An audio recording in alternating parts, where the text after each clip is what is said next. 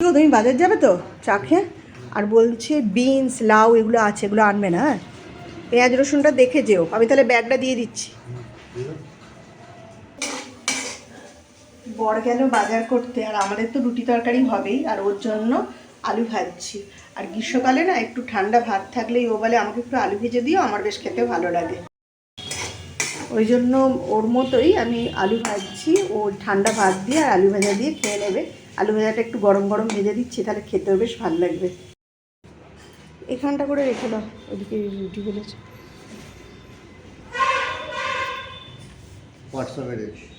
ভালো করেছো। পাট শাক আমাদের তো হয়ই না, আমি তো তোমাকে সেবারে বলেছিলাম যে পাট শাক আনবে। কি মাছ পেলে গো?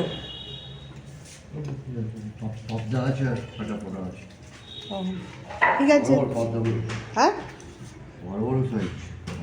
কিন্তু বেশি বড় হলে মুশকিল, সেটা আবার কাটতে হয়। বরঞ্চ একটা সাইজটা ভালো হলে দেখি কিরকম এনেছো। তোমার জন্য আলু ভেজে দিয়েছি, খাও, এরই হয়ে যাবে তো। তুমি বললে ঠান্ডা ভাত খাবে, ওই জন্য তোমার তো ভালোই লাগে গরমকাল। মা একটু নুন আর একটু তেল নেবে না?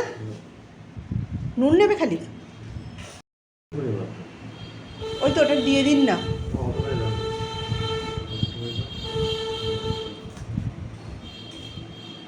গো, আলু ভেজা দিয়ে ঠান্ডা ভাত কেমন খাচ্ছ? ভালো?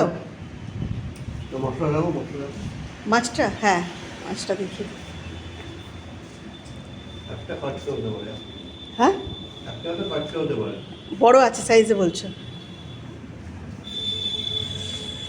এখানে তো আছে কাটাপোনা মাছ।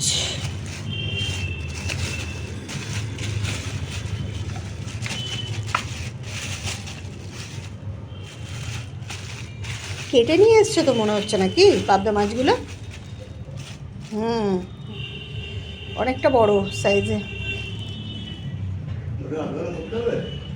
কি জানি, মা দেখুক।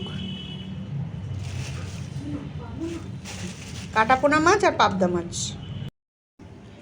মাছগুলো সাইজে বড় আছে, কিন্তু কাটবো না, সবার একটা করে হয়ে যাবে।